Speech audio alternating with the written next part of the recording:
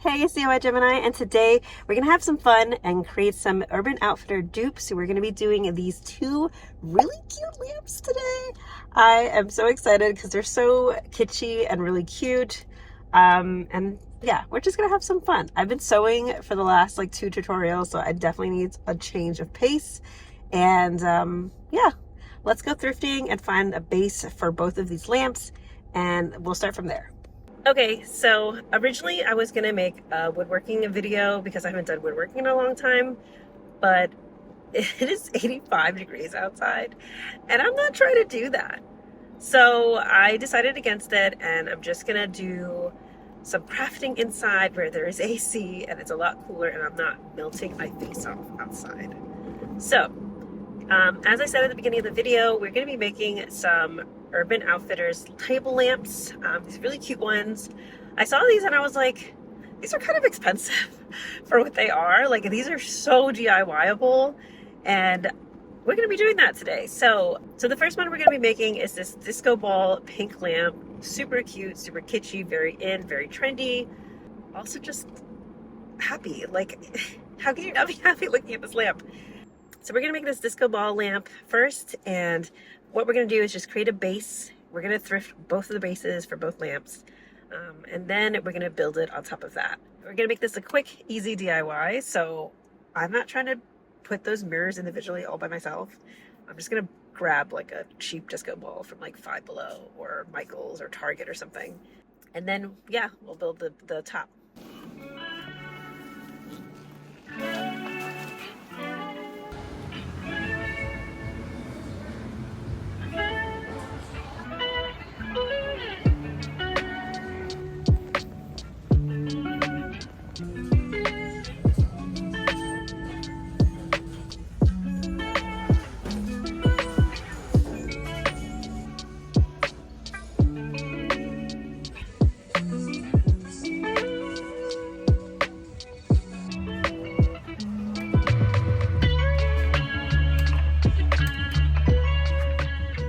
All right, here are the two lamps that we ended up going with. I got them both for $10 or under, and they came with a working light bulb still.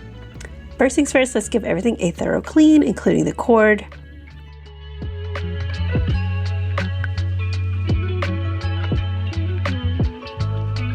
Now that everything is clean, let's get into our first lamp. Okay, so I have my lamp with a round base here. I'm going to take apart the lamp first by loosening the bottom nut so that I can give the cord more slack. Then we'll detach the cords from the socket. Usually you can loosen the screws hanging on the wire to do this. Now that the socket is removed, I'll reattach the rod back to the base, and let's head to the store to get our disco ball.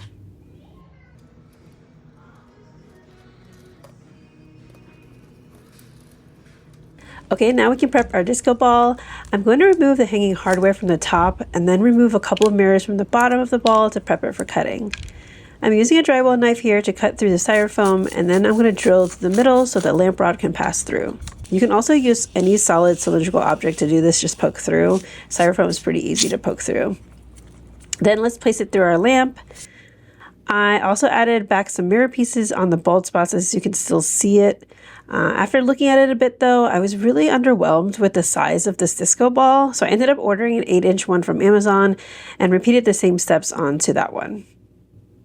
Now let's find a lampshade to match our inspo, so back to the thrift we go.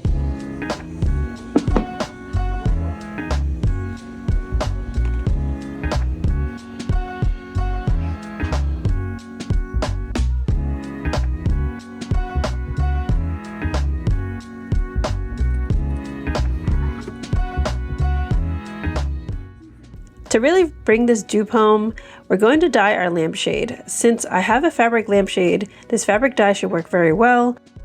RIT also has instructions specifically for dyeing lampshades, so I'll be sure to link that below.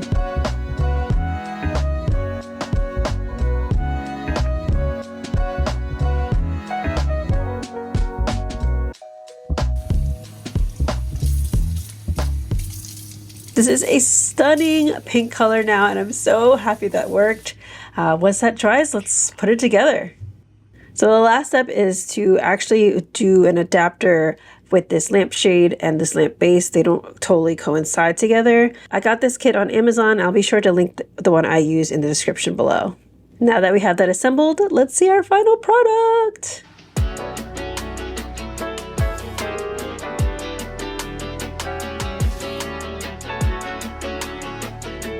What a pretty looking lamp. She's so fun and I absolutely adore her. Let's add up our costs and see how we did compared to our inspo. As a reminder, the Urban Outfitters Disco Ball lamp is a whopping $120. Our total cost comes out to a little over $40, saving us about 80 bucks. That is awesome. With that first lamp done, let's move on to our second lamp.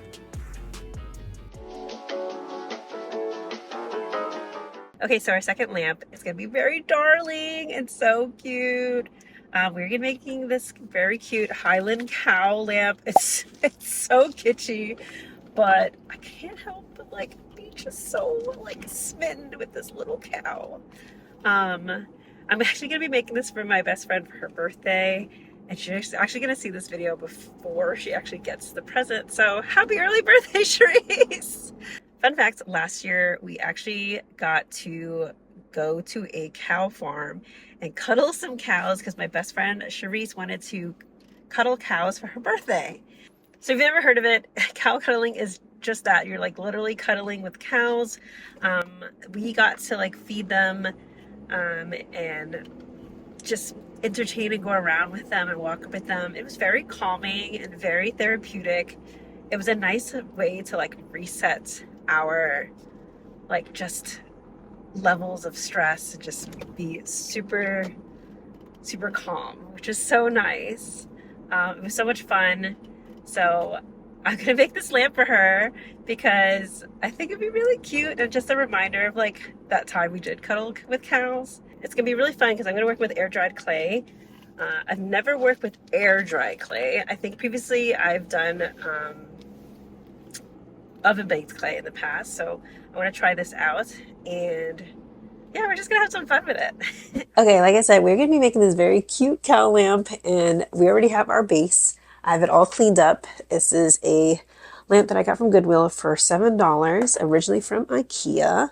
It's just a simple square base lamp, and then we'll worry about the lampshade later. I think we'll get to that later on. But the plan is to build the scene on top of here. I'm not sure if I want to build it right directly on the lamp itself or build it on like a very thin piece of wood and then attach it to on there. I'm thinking of the latter just because it'd probably be easier to work with and place it on later rather than trying to work around it, but I'm not really sure. To build our scene, we're actually going to be using air dried clay, which I've never used before on this channel. I've always used oven baked clay. I think either one will work. I think I wanted to try air dry clay just because I've never tried it before, and I think it'd be easier to build it on the wood as I go rather than having to like bake it piece by piece in the oven with polymer clay or oven baked clay. After that, we're going to paint everything with acrylic paint because I actually just got plain white, and we'll paint it afterward. And then we'll seal it everything with either some type of polyurethane or lacquer or something. Thinking more maybe lacquer since that is a clear finish and doesn't yellow over time. And then we'll get to the lampshade at the end.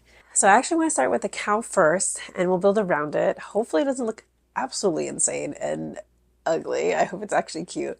But to start off with, we're just going to put a bunch of foil. I rolled it up into like a ball-like shape, like an oblong ball shape. And that's where we're going to build the body around. Otherwise, you're just going to have a big blob of clay that you're going to be using. This just kind of saves on cost and using less clay, less material. So we're going to build the body around that. We'll build the head, and then we'll build the legs and the tail. So let's get moving.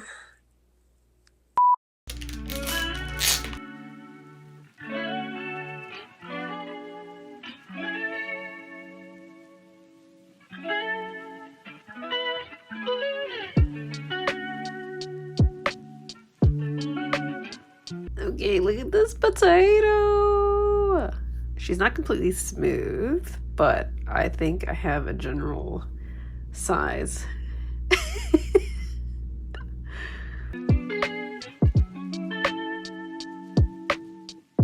To make the legs, I'm going to use wooden dowels to help support.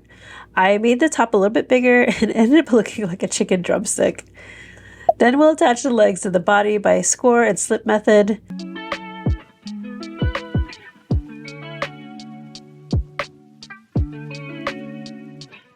So this is what I have so far, but I like to add another layer for his long coat to go over the body. I also worry about so much weight on these forward legs and the clay potentially cracking with time. So I'm going to build something to suspend him while I work on it, and also something that will slightly suspend him when he's attached to the lamp. Okay, let's bring him to life with some paint.